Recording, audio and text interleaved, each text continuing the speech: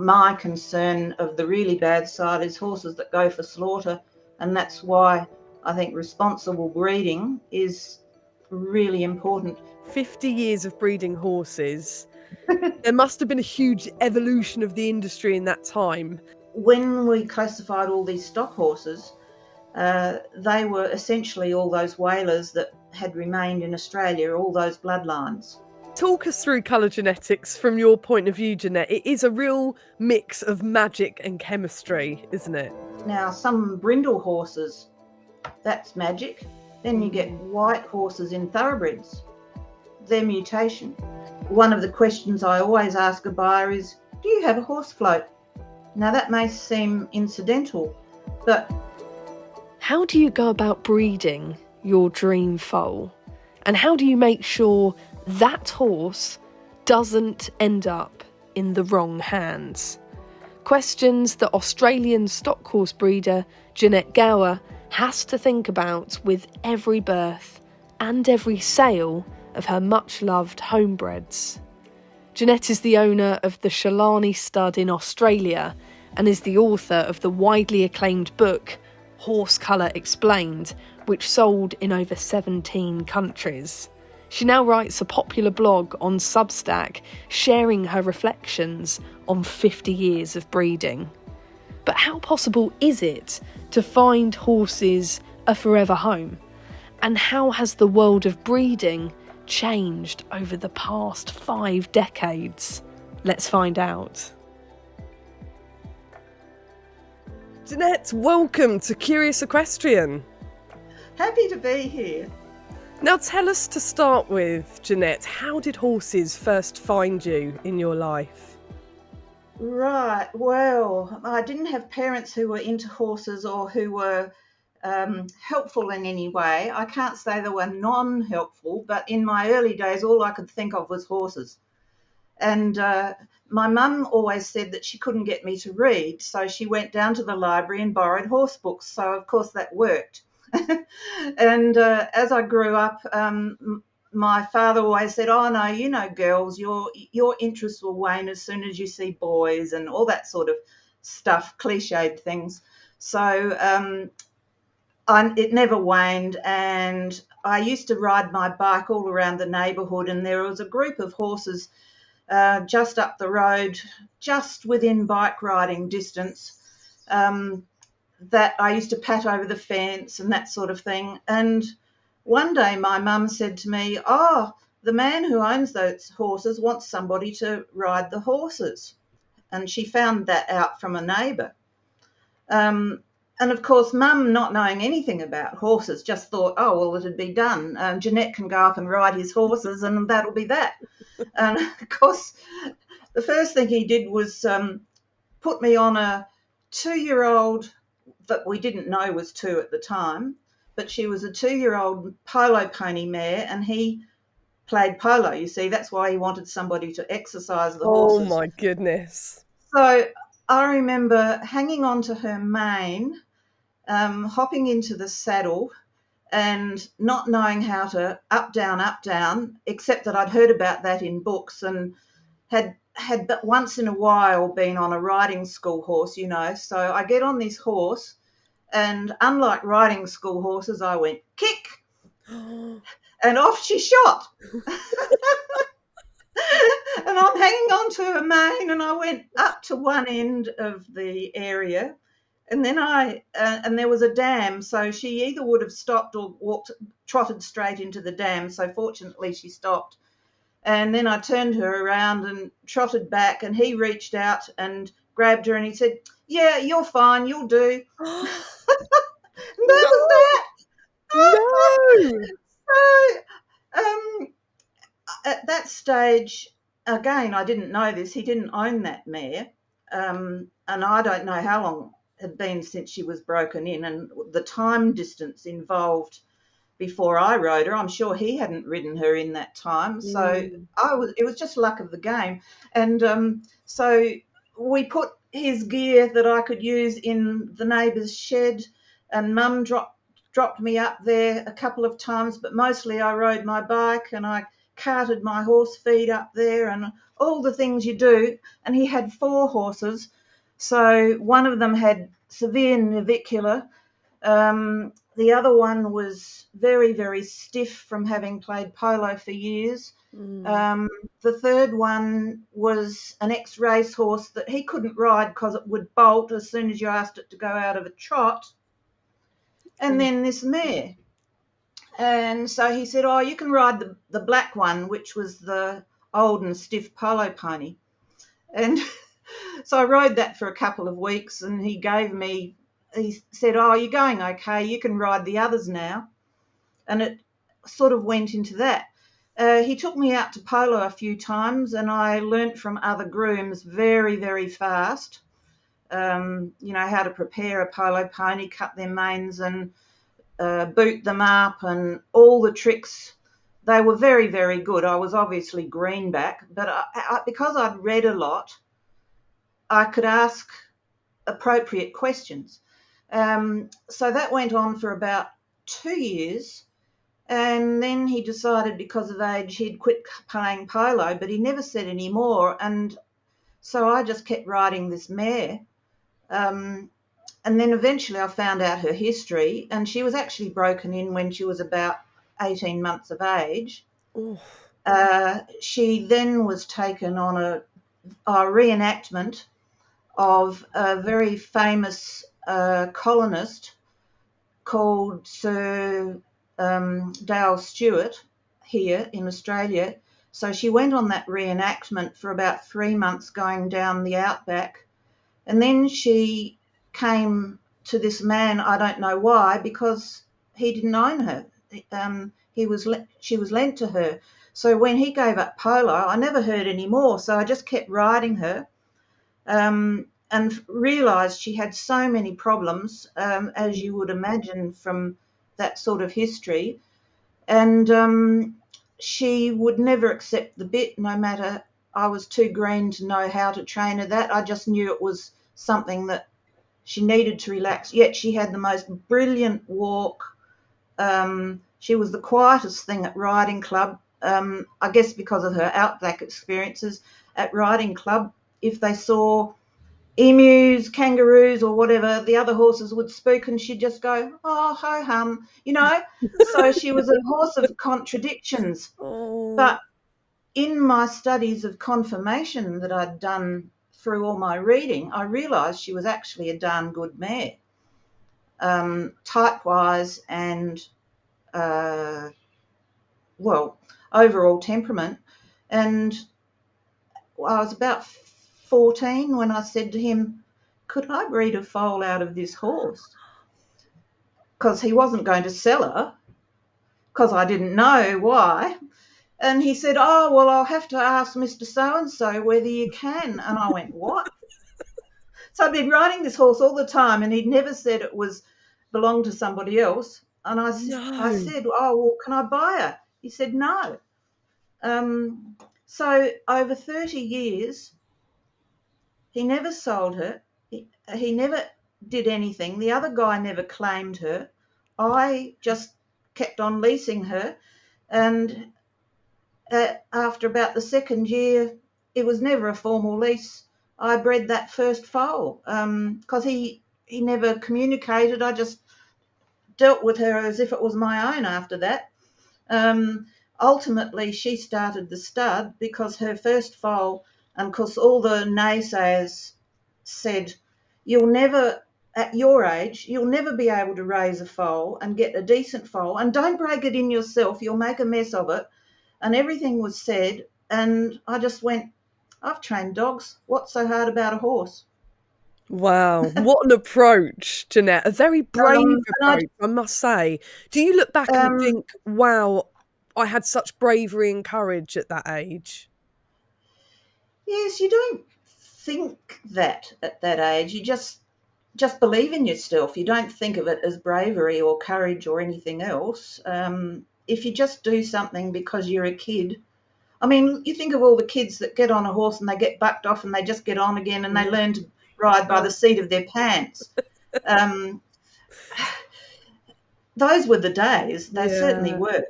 There was no OC health and safety. The only rule my mum gave me was, don't you ride any horses. If I ever see you riding without a helmet, you'll never be allowed to ride again. Very sound advice. I'd have to Yes. agree with her on that one. But also, what freedom She was terrified of horses, so she wouldn't come near them. But I love that then she allowed you to have the freedom. So, yes, she was strict about the hats, but she didn't put her fear onto you, which must have been a blessing. And she didn't have a lot of the preconceived ideas that a person who knew horses had. Like my daughter's teaching her boys now to ride, but she wouldn't let them ride without her observing them and giving them all the safety things, which just wasn't something that happened for me. And for a lot of kids that age, that wasn't something that happened for them. You know, there was always a horse somewhere down the street they could pat. Yes, whereas now you barely see a horse. Well, this is it, isn't it? Now they are tucked back, aren't they, behind high fences or hedgerows, or actually land is quite hard to come by. So it is more unusual to walk down the street and or take the dog for a walk and see the horses, which is bad, isn't it? Because that is often so many children's first experience. I mean, I was smiling when you were talking about you lived close to the horses and you'd go over and pet them, because that's what happened to me. We moved houses and suddenly we were living opposite a stud farm. So every year I would see foals and stallions prancing, which is so eye-opening, isn't it, as a child? Yes.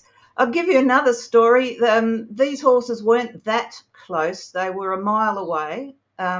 We use kilometres now, but in those days we used miles. And that's why I had to ride my bike to get there. I did get a lot fitter, I can tell you, but they were paddocked on the side of a hill. They had a small amount of flat land, which wouldn't have been much bigger than a stable, and the rest of it was on this very steep hill filled with olive trees. So there was no grazing. And so if they didn't want to be caught, they'd obviously be at the top of the hill. And I had many times when I'd walk up the hill to catch one of them, and the other ones would run down the hill and go up the other side. Oh, no. So it wasn't an easy thing to go for a ride after school, I can tell you. We've all had those experiences, haven't we, that as children it's exciting. We look back now and we think, gosh, it's a make or break moment. Do you persevere on your pursuit of your equestrianism, or do you turn away and think, I just can't do this, I can't trek that hill, I can't, Well, exactly. Try and keep up with the horses. When you're not being taught about horses, when you're doing it on your own, you do develop a lot of empathy, because you're noticing the horse's reactions and you're thinking, like, this mare was terribly head shy, and I thought, oh, well, I guess I can't touch her head then. I didn't try to say, if you're going to be head shy, I'm going to touch your head, whether you like it or not. There was none of that. It was, we'll just take our own time and we'll do what we can do and we'll get better at it as we go along. So the horse was not under any pressure, which might have occurred, say, if it was going to a trainer. And you never know. What was it like breeding your first foal as a teenager? And what do you think it was that made you want to breed one? Well, because she was a mare, but because I recognised all her good qualities in spite of her features that were a problem. They weren't a problem for me, and I felt they were all to do with pain and troubles and bad training and the polo pulling on their mouths and all that. I thought it was to do with environment rather than her being a bad horse to breed from. And secondly, because I could never buy her, I thought, well, the next best thing is to get a foal. So I even found the stallion myself. I looked in the classified advertising and found a stallion that was riding distance. I wanted An animal that I could see work under saddle, and I wanted a thoroughbred or an Arabian, and the one that was in riding distance happened to be Anglo-Arab, and he was a show ring horse. And after I got the foal and a couple of other foals, he was gelded and did very well in the show ring. So that's how I found him. It cost me a measly $10 for the service fee, and all the things that went right, like she got in foal straight away and I rode her home.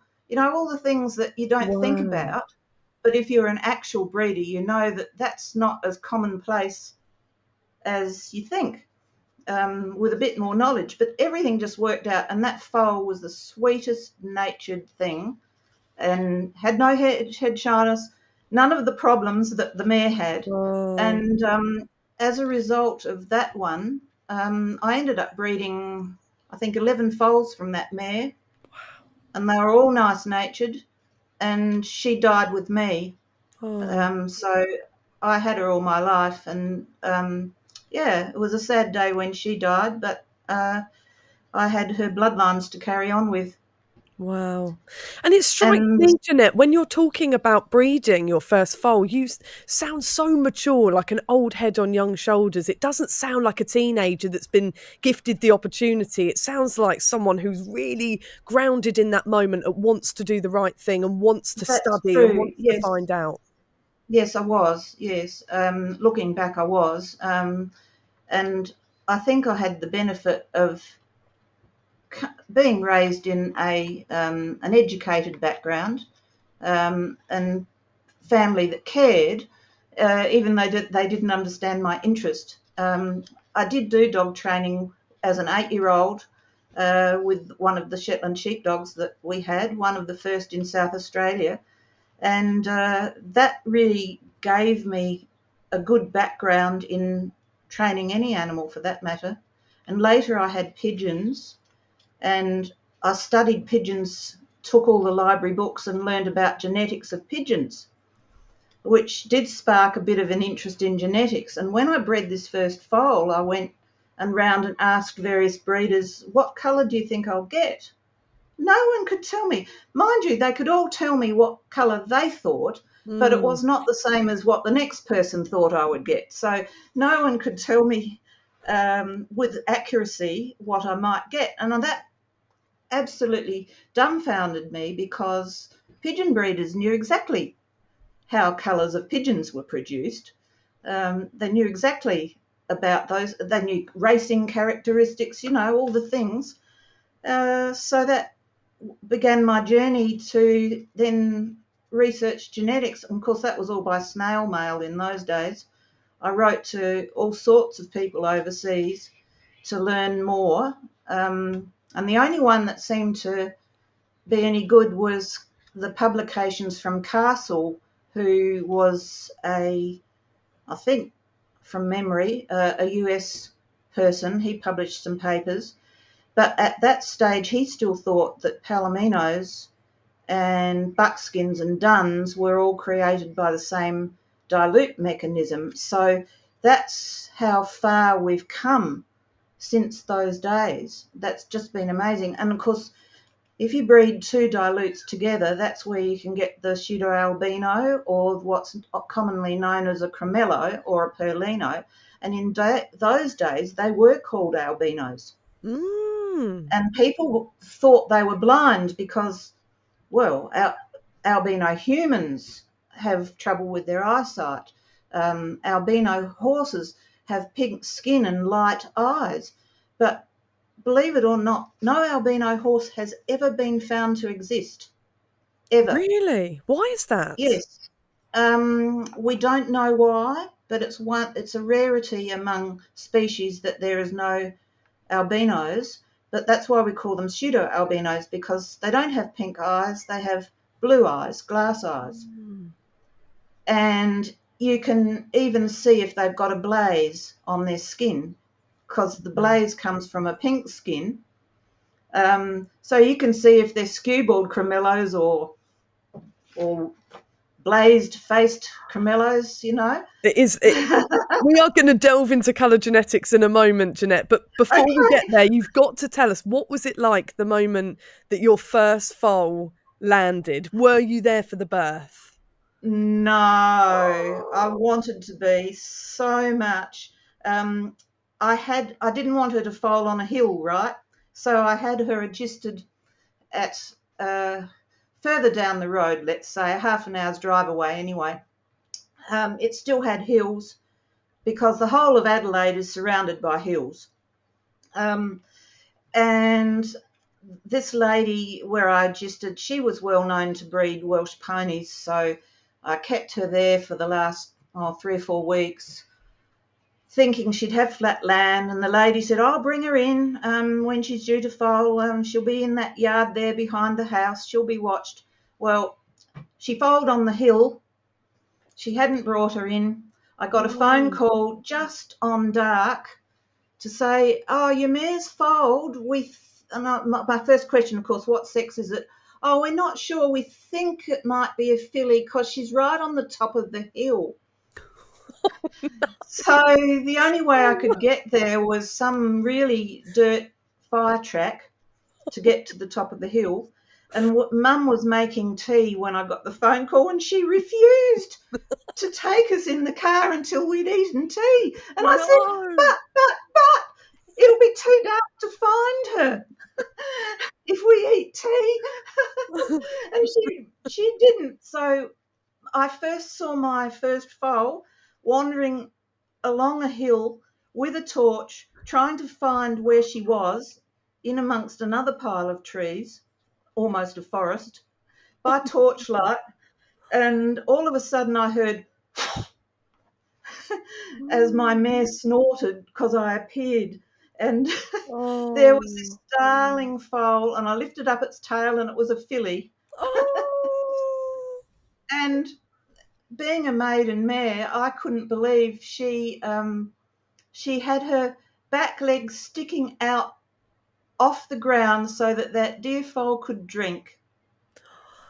And she didn't run away from me.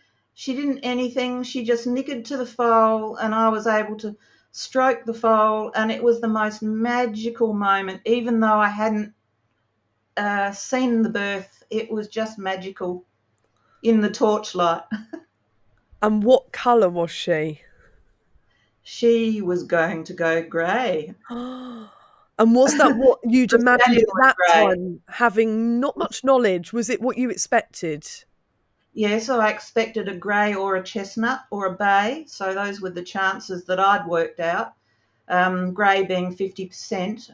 And it was a grey, and you could only tell she was born chestnut coloured, but I could tell she was grey even in the torchlight because she had grey hairs above her eyes and eyelashes and a bit of grey in her tail. So they're the typical signs.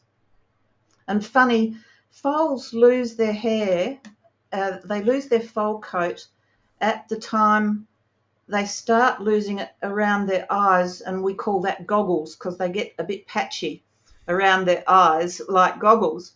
And so I brought this foal back to closer to home, and the nearest person, or the first person to see her, said, "Oh, you've bred a skewbald."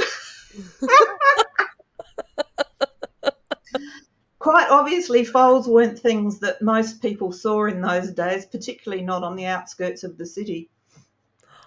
So did that ignite your lifelong passion, Jeanette? Did you think in that moment, this is what I want to do? I want to be a horse breeder? No, but I did know that I wanted to breed more foals. And there's a slight difference in that.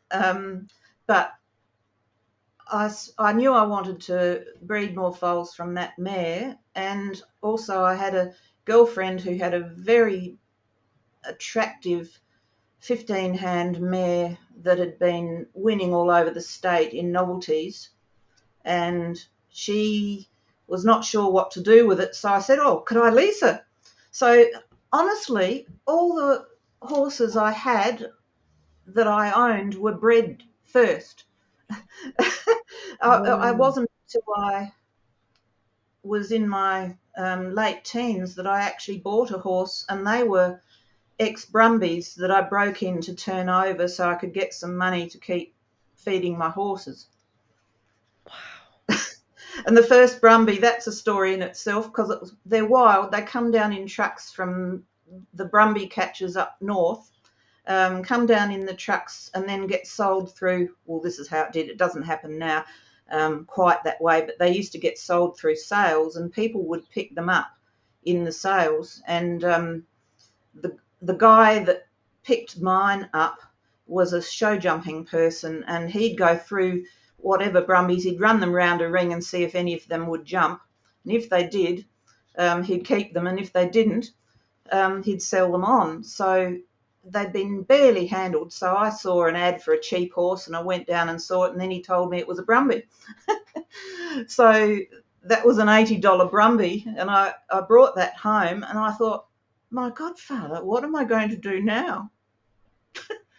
I couldn't let it go on the hill. I'd never catch it again, and it didn't know anything about fences anyway. No.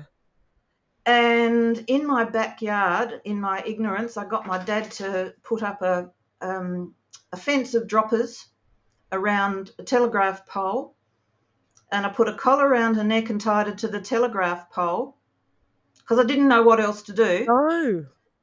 Put a hay bag in front of her, the telegraph pole, and let her pull back as much as she liked before I dared go in.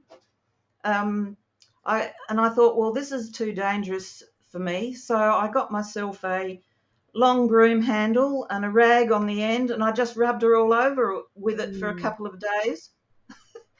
And by the end of the week, she was as tame as a butterfly. You could put your hand on it. And in fact, I found most of the Brumbies were really easy. They really had no bad ideas about man. It's just that it was their first experience.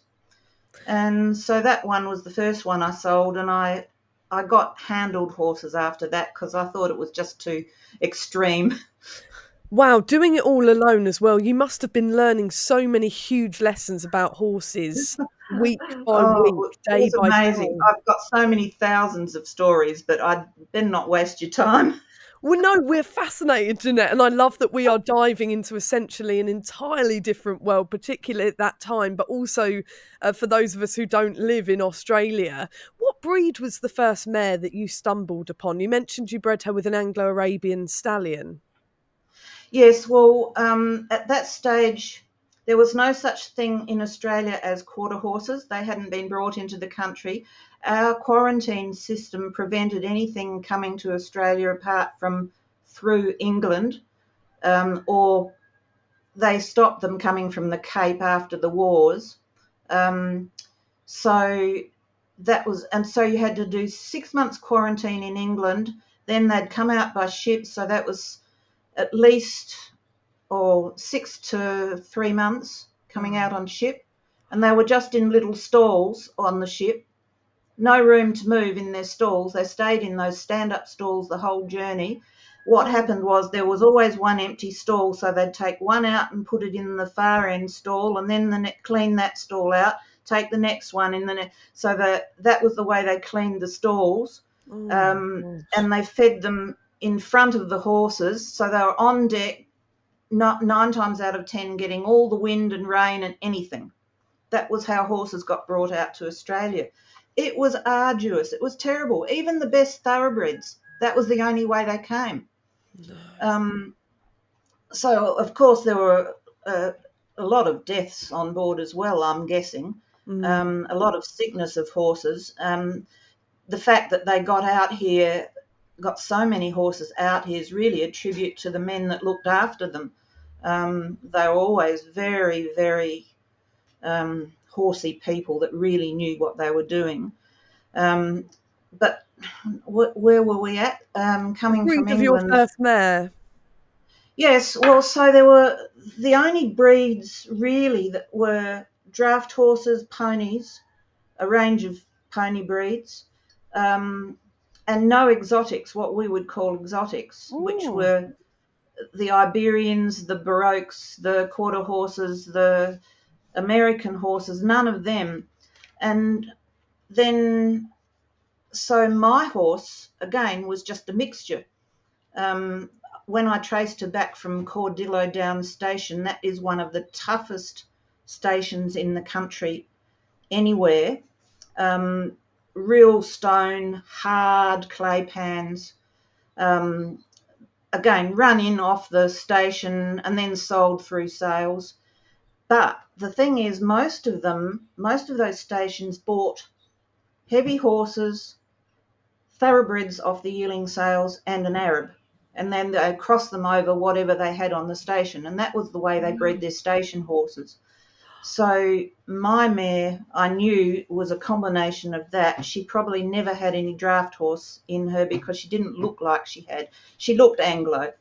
So breeding her to an Anglo was very similar, and the foal ended up being very similar and very nice and a beautiful type. But then the Australian Stock Horse Society was formed in 1972, and the sort of horse they were looking for was what I'd call a typical polo pony, a typical station horse. And they went around Australia classifying horses of the type, and it was out of 100 that they classified them, 3 classifiers, and this was to establish performance, bloodlines, type, and temperament, and they had to follow all of those, and they had to get more than 60 points to go into the stud book. Wow. And just describe for us what an Australian stock horse looks like, Jeanette. Well, for your people, you'd probably all know what a polo pony looks like, so that's what it looks like. A smallish thoroughbred, compact, but probably a bit thicker boned often, particularly in the working country where the Australian stock horse is primarily noted for. That they'd be slightly heavier builds, but it's got to show thoroughbred in its breeding. Even if it doesn't have direct thoroughbred in it, it's got to look like a blood horse. And the other thing is, most of those stations sent horses overseas to the wars, and you would know them as whalers, because the whaler horse came from New South Wales. They weren't bred in New South Wales, they were just collected in New South Wales from all over Australia and then sent over to the wars. And there were 2 types. There was the heavy horse for the artillery, pulling carriages and so forth. And then there was the light horse that was known as the whaler. And because those never came back from the war, because of our quarantine again, only 1 horse was ever allowed back. So most of them were shot because they didn't want them to be in the hands of the Arabs or the cruelty that they'd seen. Most of the soldiers went and shot their horses rather than have them sold on into cruel places. So the whalers what you know as whalers, was never known by that name in Australia. So when we classified all these stock horses, they were essentially all those whalers that had remained in Australia, all those bloodlines. So they were tough horses. And when the quarter horse did come into the country was, for the most part, late 60s, the Stock Horse Society realised that we were losing all our bloodlines. They were breeding them to quarter horses because of the publicity of the quarter horse people. So that's why the Stock Horse Society was formed, to protect those bloodlines. And they chose not to call it a whaler. I think it would have been better had they done so in terms of overseas promotion. But we still get lots of stock horses that go overseas for polo. Polo cross is really getting big now all around the world, and most people use a stock horse for polo. And polo cross. Similarly, in America, it's getting big. And, of course, our big sport here is camp drafting, which is like a working cow horse event, a bit like a reining event, but it's a very intense competition where families go every weekend and try their horses out against others. You can have 1,000 on a weekend, 1,000 horses there. Wow. So it's really big over here, and the stock horse is really good at that. And That's before its we main. delve, Jeanette, into your lessons and your life as a horse breeder, Perhaps we need a part 1 and a part 2. and I was thinking this. I could talk to Jeanette all day long about her trials and tribulations and her stories, across Australia for all your life. It's just fascinating, Jeanette, and there's so much that I want to ask you. Thank you. And before we talk about the current day of what it's like as a horse breeder and how you do that ethically, what point would you say did the switch come where you were this young teenager passionate about breeding your mare? At what point would you say you then became a horse breeder? I think it was in my late teens when I had to register a stud prefix, and I had to think about where I was going and would I register it to go into the Stock Horse Society. So that was one trigger. That's where the name Shalani came from, because that's Aboriginal for place of cockatoos. And I had to choose a name. So all our horses get called Shalani this or Shalani that, because that's the way it works for registering in the Stock Horse Society. But also, when I was about 19, I used to belong to a couple of breeding clubs, and one of the ladies there got wind of the fact that I'd really been into genetics and asked me to come and talk to a Palomino group that she was chair of, and talk to people about how you breed a Palomino, because that was the time they all believed that you'd never used an albino to breed Palominos. Oh, they're bad. And any albino breeding would resurface sometime later, and it was really bad. So I had to explain to them the genetics of it all and how it happened. And, you can't have a Palomino unless you have the albino gene, which is, in fact, the dilute gene, because a Palomino can never breed pure, right? And so I got this man stand up who was, very loud man, who said, "We don't believe any of this rubbish. I get lots of different things than what you said." And in my innocence, I said, "Well, there's something wrong there, but it's not the genetics." Because in those days, there was no proof of who the sire was, no way of knowing whether there was any integrity in breeding. And of course, it was well known for quite some time that he did some shonky things. And I called him out in my innocence. Wow. Again, and that went down like a lead balloon. Courageous character coming across, Jeanette. You're now just later on in your teens, and you're standing up to people that are questioning you. Yes. So from that point, I got asked to do so many other things, like lecture, talk in different places. And I was a school teacher at that stage. And when my own children arrived, I gave up school teaching and decided that was no longer for me. So I got invited to teach at adult education on their horse studies courses, and that I did for about 19 years. And they were saying, "Oh, when are you going to write a book on genetics?" And I thought, I can't do that. I didn't have any belief in myself at that stage. But my husband, I met, funnily enough, he was at that first lecture. And anyway, somewhere along the line, we connected on some of these groups and saw more of each other. And he was a horse photographer. Oh, wow. So we went around together a lot, and he was very well known in the game because he was a photographer for the Hoofs and Horns, which I'm sure you've no doubt heard of, but it was one of R.M. Williams's magazines at the time, and it was the source for everybody in Australia about anything horses. So he put a lot of photos in the magazine, and I'd go round with him from time to time, and the editor then asked me whether I'd do a genetics column. Wow. And because I had to write it anyway,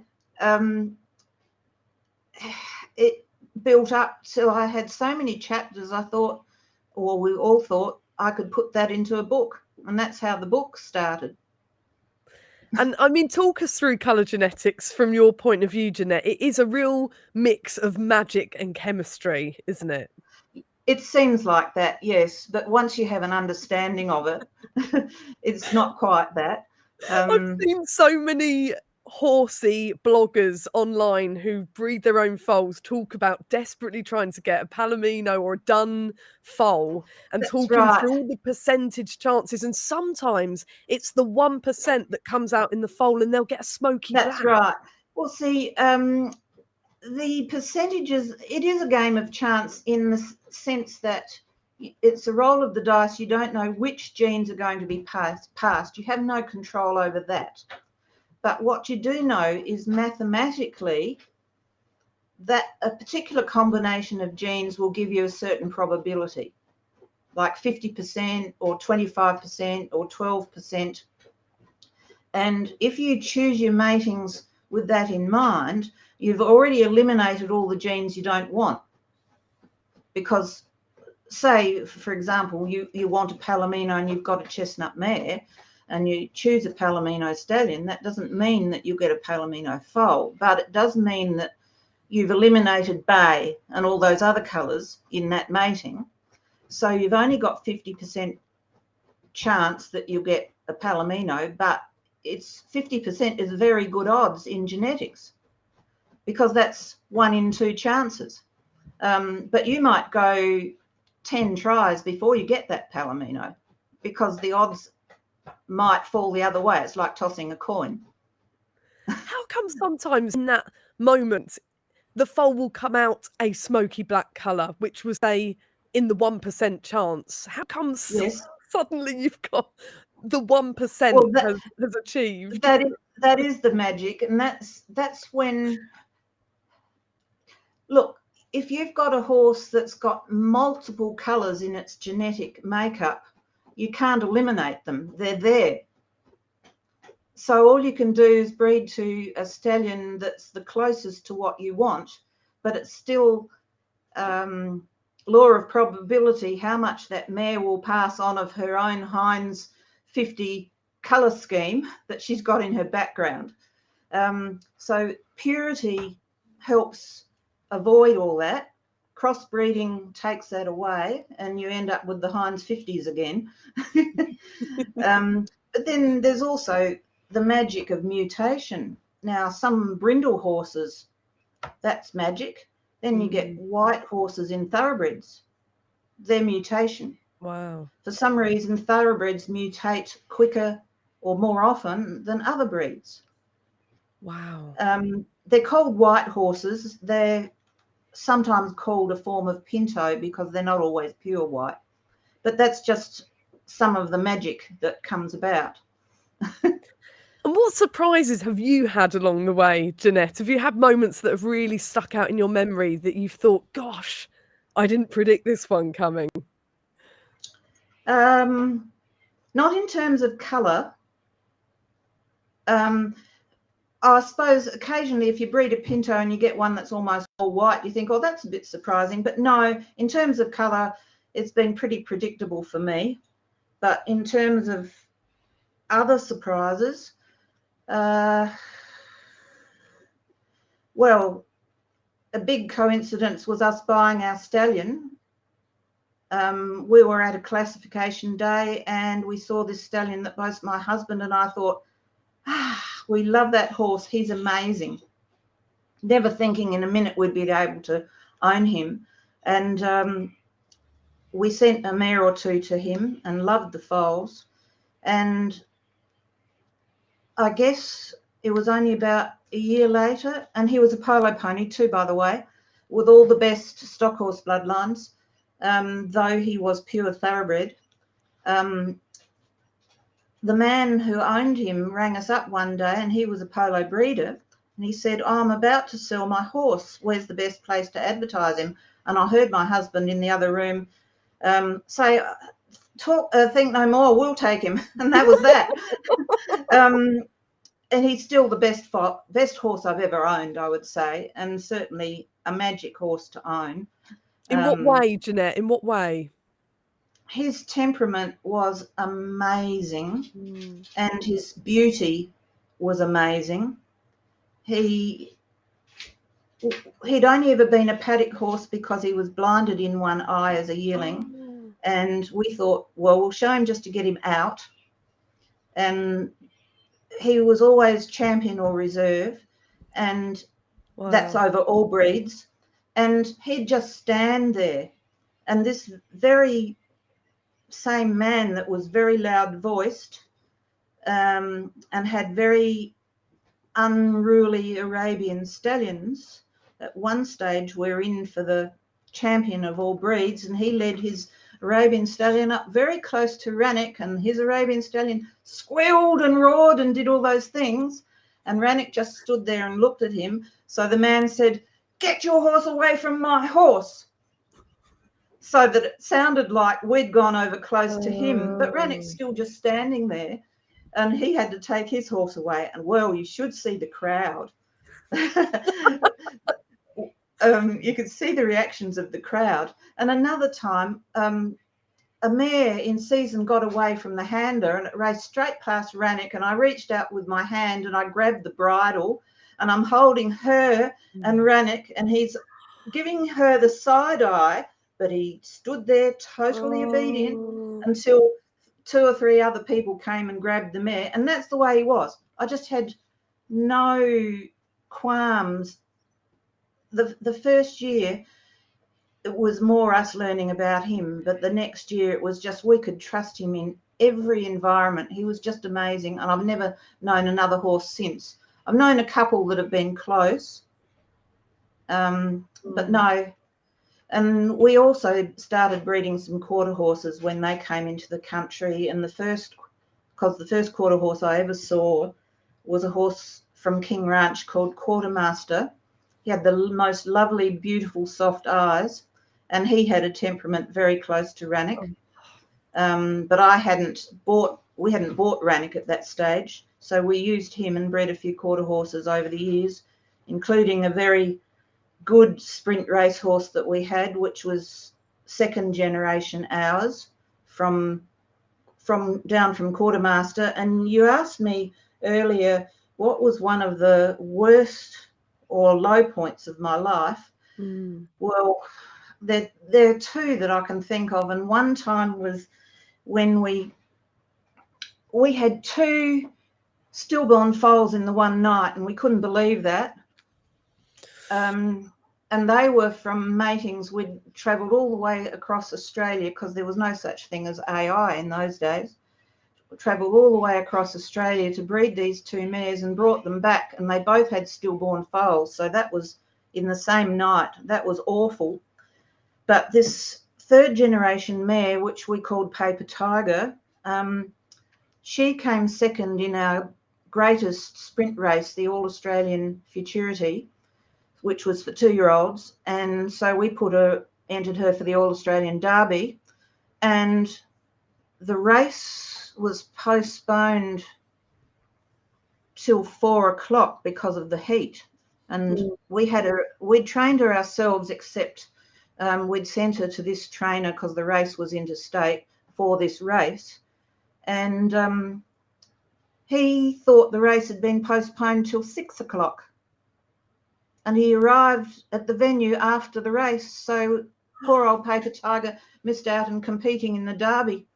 And that was terrible. We just lay on the bed in front of the air conditioner and went, and we needed the money too, desperately, because as you know, breeding horses, you're always in financial straits. And so we went home, took our horse home, and that was that. And Jeanette, it's interesting you mention the low points at this stage, because of course you've talked about the elation of seeing your first ever foal and the magic of colour genetics. But what is it like when you lose a foal and when it hasn't worked? How do you cope with the emotion of that? Well, you do get used to it. When I say used to it, you can never plan for it, but you do get to the point where if it happens, it's, oh, well, that was bad luck, it happened. And you move on, right? It doesn't affect your life. But on the other hand, we've been incredibly lucky. We really have. I don't know if you've seen my book, but I put some of those stats in the back of my book as to what our stud has done. We've bred well over 300 foals now. That includes my daughter, who's basically running the stud now. But I put some of the stats there. You know, with all the horses we've had, I calculated that we've only had 10 or 12 colics. Wow. And things like dead foals, I was able to count, you know, it's under 20, around 20 dead foals we've had in all that time. So and what do you I put think that that's down to, incredibly Jeanette? lucky. The fact that you haven't had many colics, the fact you haven't lost many foals, what do you put that down to? Keeping our horses as naturally as possible. They're always out in paddocks. Then they've never stabled. In fact, up until 10 years ago, we never had a stable. So if something was ill enough to need closing up, we'd close up the garage and put some straw down. Because we just didn't have those facilities, and we worked our horses in paddocks. We never had an arena, you know. We just did things out in paddocks. We showed from paddocks. Not that that's so unusual in Australia. You just put rugs on and keep their coats nice, but you learn to watch your horses daily. If you see their condition changing daily, you notice those things because you're looking out for them. If you see their posture, their behaviour changing in any way, you look out for it. So I think some of the key is seeing it early, and you have to realise we still had day jobs. So going and feeding your horse each day was your way of checking them over. And you still have to, we get a lot of grass seeds. You still have to check them over for perhaps their eyes have grass seeds. So you can't say, oh, it's late tonight, I won't look at them, I'll worry about it tomorrow. You do have to check them daily. And I think eyes are very important. You can't mess around with them. If something's going wrong, you call the vet. You know, call the vet straight away. It saves you a lot of money in the meantime. I've got a little dog here. Can you hear her barking? We all love a little dog on Curious Equestrian. Oh, look. Yes. We love a vocal puppy and dog on the show, that's for sure.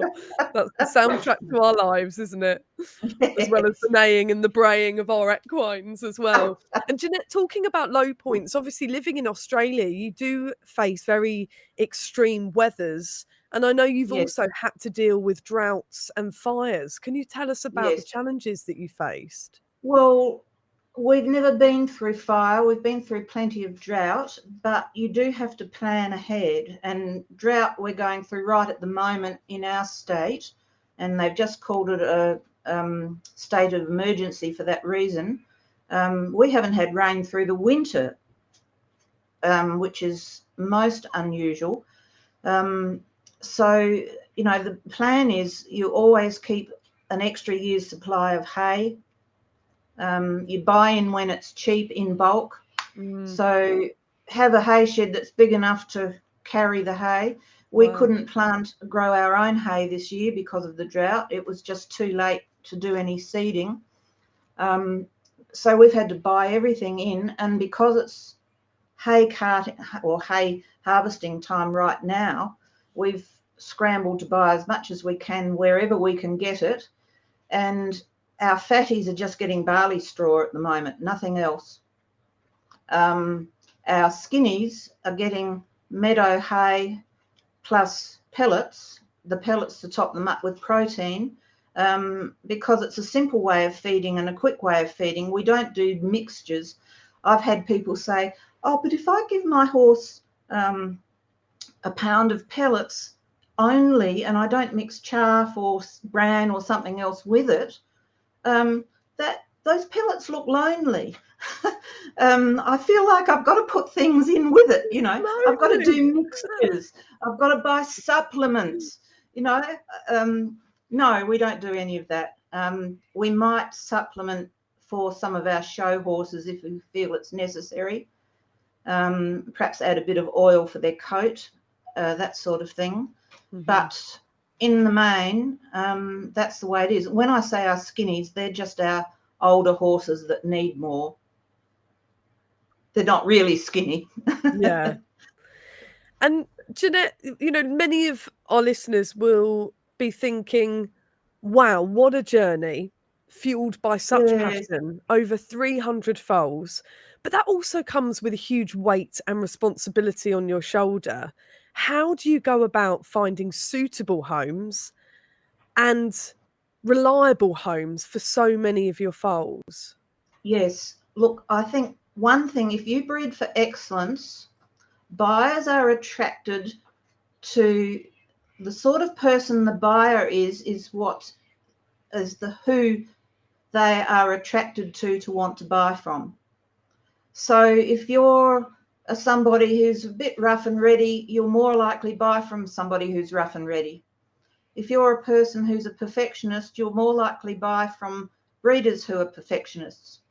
It very rarely happens the other way round. So if you breed for excellence, whether it's performance or the show ring or whatever it's for, you're more likely to get somebody knowledgeable, somebody who wants to do the best by their horse and takes good care of it. So that's the first plan. But the second plan is, well, that's a responsibility to breed good horses, not bad horses. That's just a sideline, but or a side point of view of mine. But the second thing is that you're going to have you're going to educate buyers. One of the questions I always ask a buyer is, do you have a horse float? Now that may seem incidental, and it may be tough, but if they've got no way of taking that horse down to the vet in a hurry when there's an emergency, that's not the sort of person I want to sell a horse to. So I'll ask a lot of questions to vet a person, and just because they don't have a horse float, I'll therefore ask them more questions about, well, how do you think you would get a horse to the vet? If they said something like, oh, my next door neighbour's always willing to lend me the float, you see what I mean? They've already thought it out. The third thing is making certain that you keep adequate records, and a lot of people don't even write down who they've sold a horse to and the contact of who they've sold it to. So there's no traceability. And we're very high on the idea of traceability all the way through the horse's lifetime, finding out if somebody sells the horse, which doesn't happen a lot with, I must admit, with horses we've bred. But if they do, we're hoping, and we tell them that they can let us know and we can help advertise the horse for them. We can possibly buy the horse back, you know. We give them that extra service through our own websites. And we have a program called Horse Records, which my son-in-law developed over the time of his involvement with the stud, because he's a website builder. So he coded this Horse Records program based on our experiences with the stud, and that's really taking off now. That's been going for about 4 years, so he's sold that program all over the world now, and even some of the biggest breeders in Australia and even America and vets are using that program now as an addition to their existing programs or work that they do. How important is it for you to keep track of your horses, but also to keep a track of the lineage? Well, the lineage is important because of, you know, you want to know the history of your horses and what the pedigrees are, because you therefore know what the backgrounds and the genetics and the performance and the soundness especially and the temperaments are going to be like. So that's why having the Stock Horse Society is important for us to register horses, because then we know the backgrounds of those bloodlines intimately. and you'd do the same with any other breed that you were breeding. I mean, if you're a Welsh breeder, you'd have to know all the backgrounds. And we research photos of all of the backgrounds. Anything we buy, we get photos of any of the backgrounds that we're unfamiliar with, and we record all that. We used to do it by the hard way. Now we do it in horse records. And what was the other? Not just pedigree. It helps you to know what you can expect going forward. And then it also helps you to know what to buy in when you're getting your close breeding to get an outcross. What other bloodlines are likely to be suitable for what you're breeding? Because when you have a stud, you don't want a bloodline that suits one mare. You want to have a bloodline that suits a line of mares. And I think the key understanding of a good breeder is somebody who has a line of mares that are like peas in a pod, that they can say over generations that this is what they're like.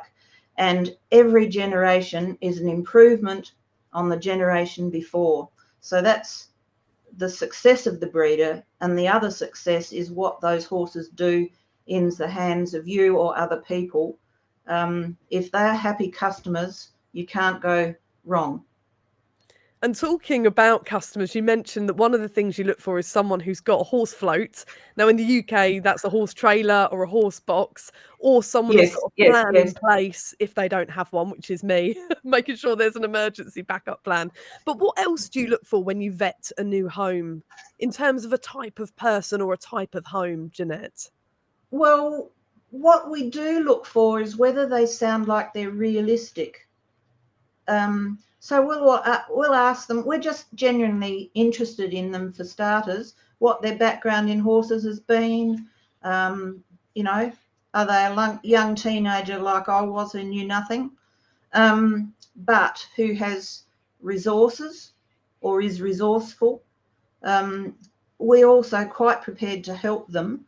In fact, we get lots of our buyers messages saying, oh, what do I do if, or my horse is putting its legs in the feed tub all the time, what do I do? Well, you and I know those answers, but we don't think to tell them all those things because we assume they've figured it out. So you give them an answer. Put the feed tub up higher, you know, or get a rubber feed tub instead of a metal one. You know, you think it through with them, but mostly they ask things like, how do I show my horse, or how do I go about getting it registered? You know, more of those sorts of things. So I've actually got a whole chapter on that in my book, and I've just done I've done 5 ebooks this year, and one of them is selling your horse, and another one is for buyers of horses, with questions you can ask, so that you're not taken for a ride, so to speak. Yes, which so many people are now, aren't they? What with social media and the internet, you know, it makes actually horse buying very difficult because sometimes you don't know what you're getting. Yeah, very true. Jeanette, but you've now spent 50 years of your life breeding horses, which is incredible. 5 decades of breeding foals. Talk us through your personal journey as a woman in a male-dominated field. Yes, it was male-dominated to start with, and to some extent that was good because they all had wives who helped them. But nowadays, most women have husbands who don't know much about horses. So the men don't seem to be able to help their wives a lot.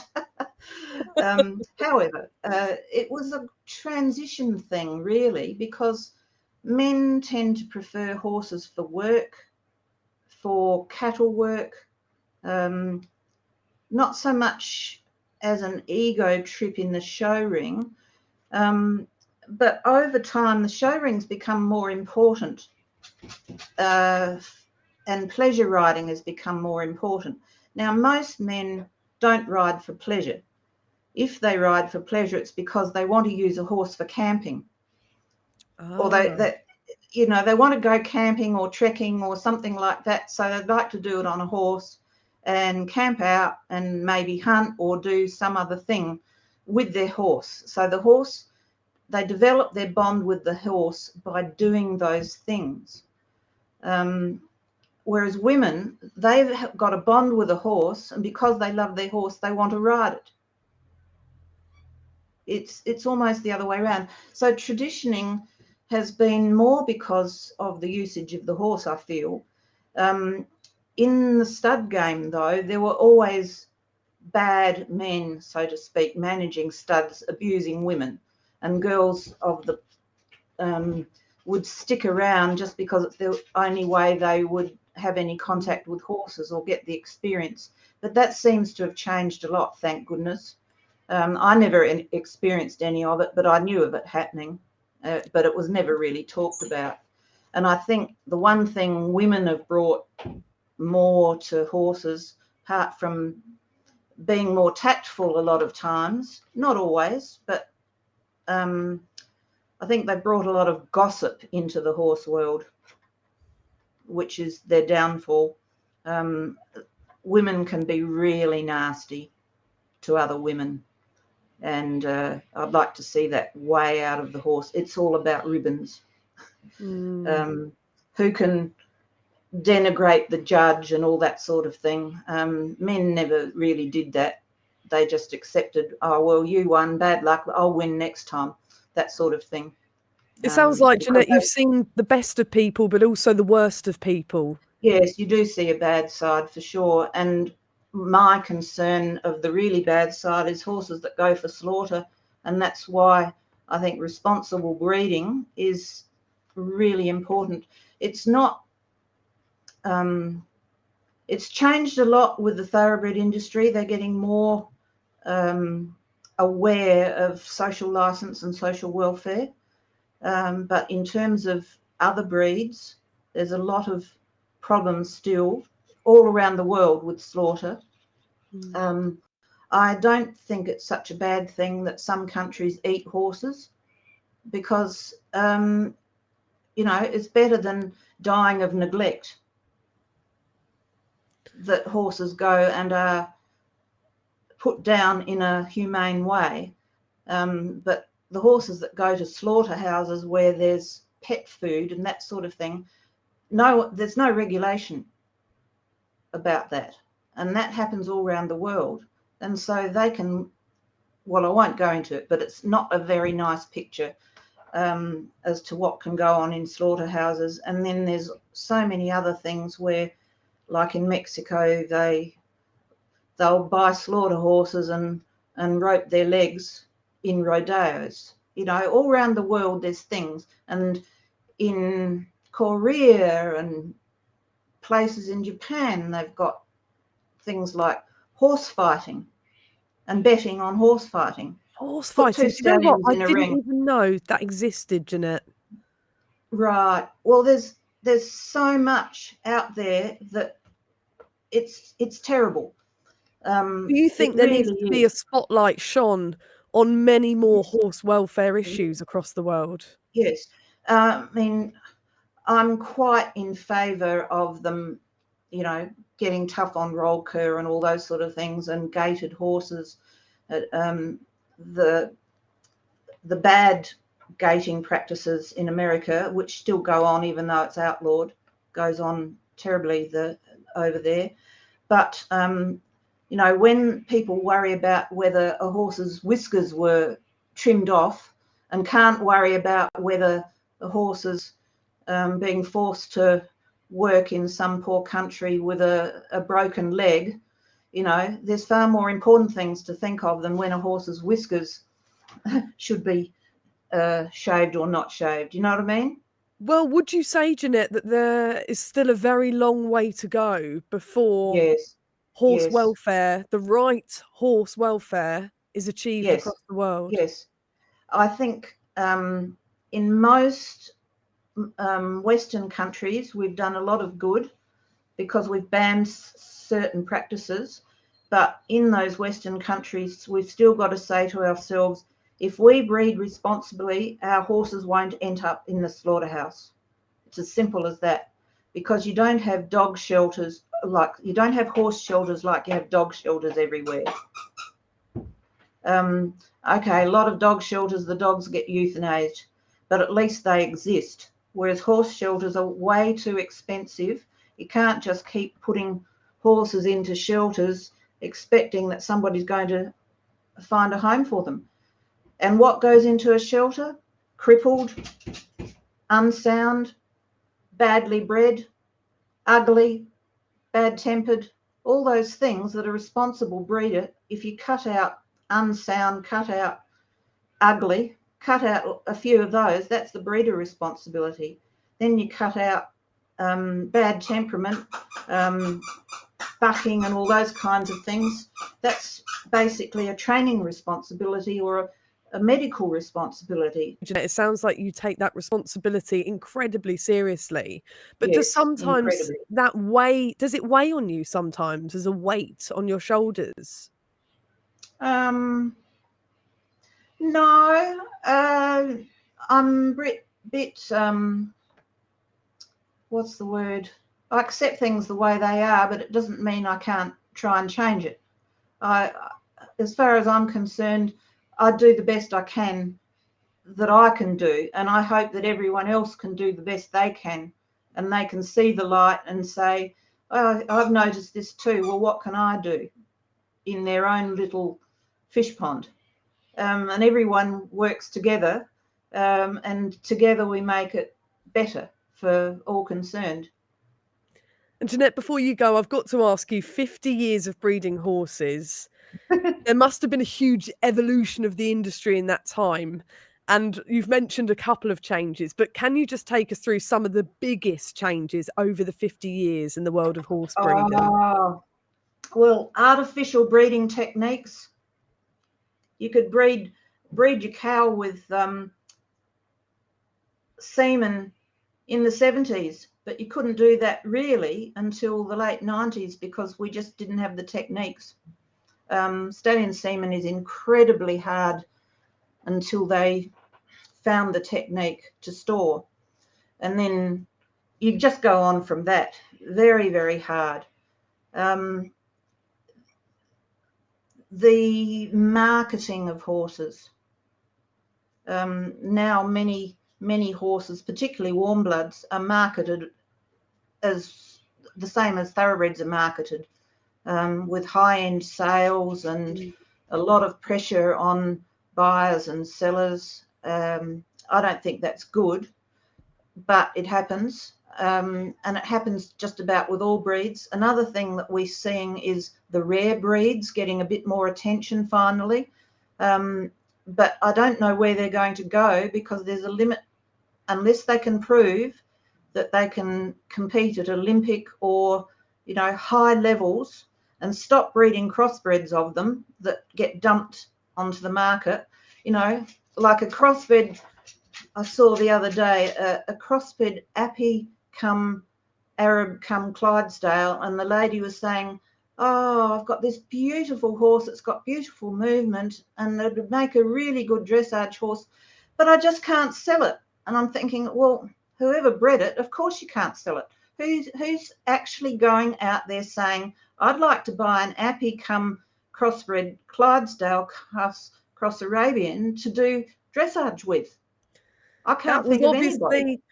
It's a really interesting point you make, Jeanette, because that was obviously someone's passion project themselves, thinking, what would happen if I crossed an Arab and an Appaloosa and a Clydesdale? Let's see what comes out. But they're not thinking about the future of that horse and who else is going to fall in love with the breed. And 9 times out of 10, that's because they feel like they've got a breed from old Dobbin.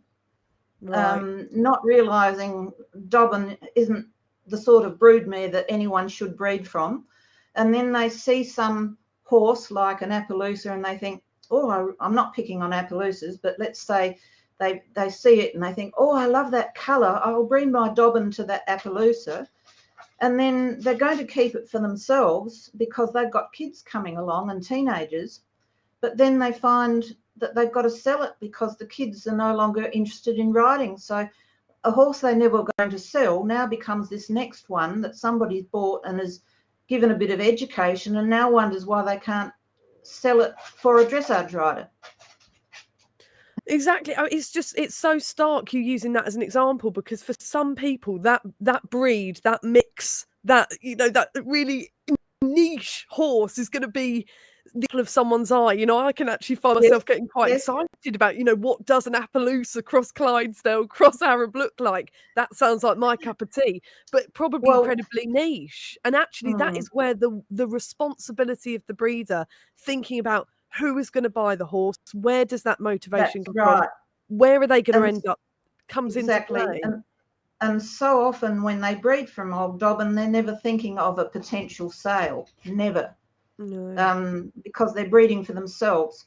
And the other thing that people don't realise is one of the main points of breeding is to choose the good points in the stallion of what your mare's flaws might be, right? So you find a stallion, not the stallion you like just because you like him. You've got to like him because he's got the good points, the good qualities that your mare is lacking in. So you might see two stallions and one of them you really like because he comes over and snuggles you or something, but the other one is really the most important one for your mare.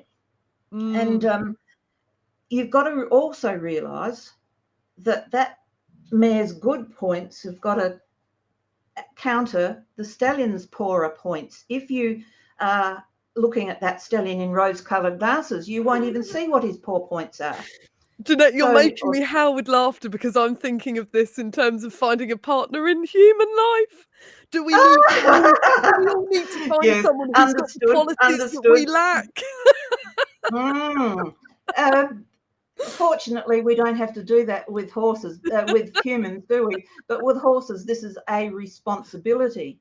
And you've got to understand that if you're making a match, what happens if you get all the bad qualities in the foal and none of the good qualities? Which happens. And what happens, Jeanette? Tell us, what happens if it doesn't go to plan? What then becomes of the foal and the horse? You have to make certain that you train it properly. So a horse that's well trained and calm and quiet, and you're that calm, quiet person that trains the horses and raises it quietly, will always find a decent home. But it might not be at any price. It might be almost a giveaway for that matter. But you've got to price it accordingly. But that doesn't mean you've still got the responsibility to put the work in on that horse. You owe it to that horse because you bred it to find the best possible home for it. And Jeanette, something's stuck with me, and for those listening, people can find you on Substack and read your brilliantly thought-provoking articles under the Thinking Horse Breeder.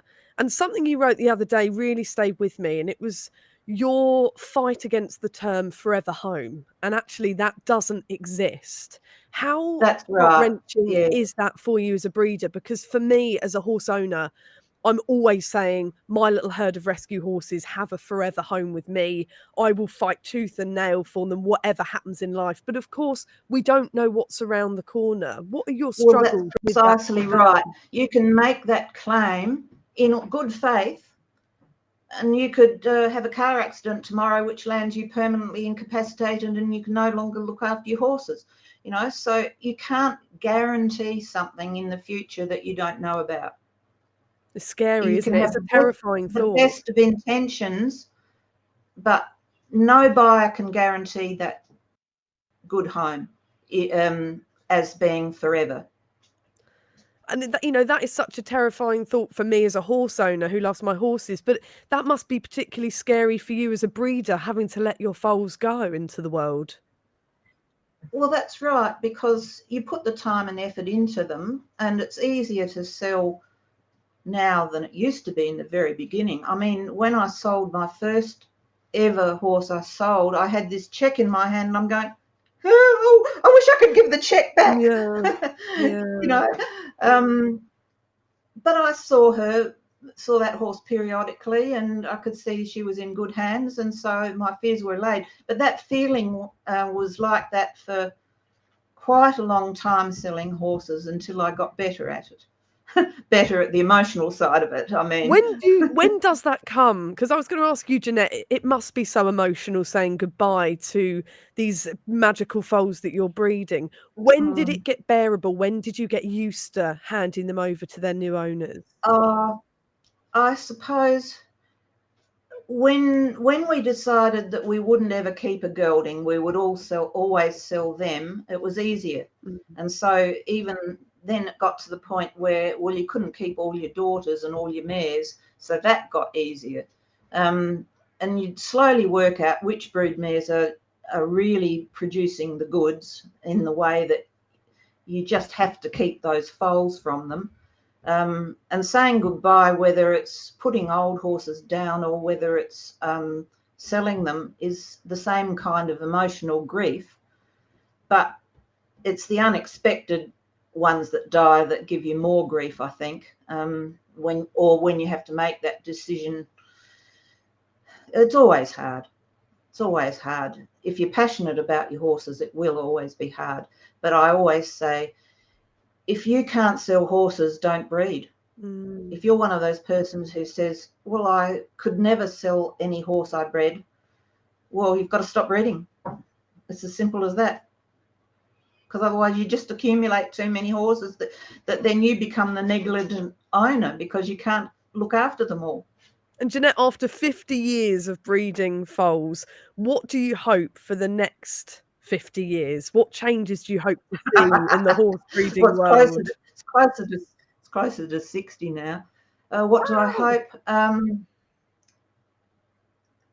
I hope that I leave a legacy through my books, through my horses, through my daughter's work with her horses, that in 100 years' time people can look back like they do at other breeders and say, oh, well, they bred good horses, and those lines are still important in the breed.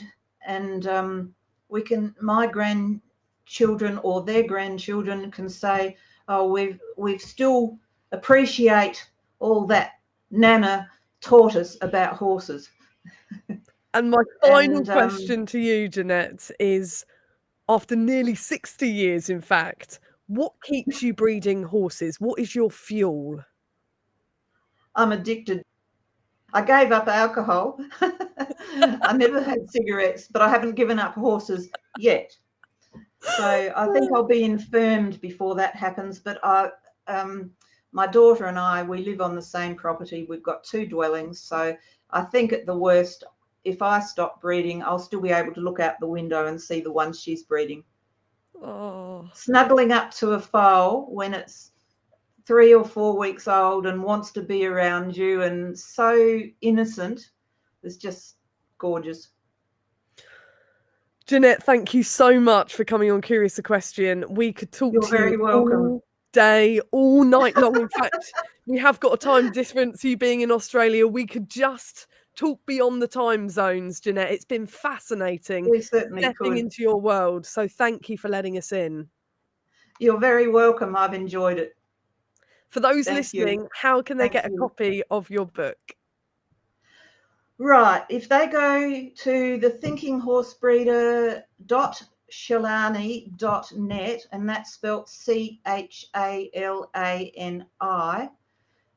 that is our website, and that will take them to books, the Substack newsletter where they can subscribe, and anything else. And maybe you can put that on the screen when you put this video out. That'd be great.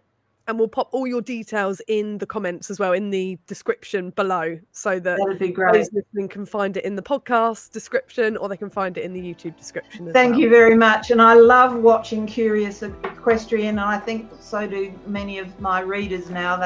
They've loved watching it as well.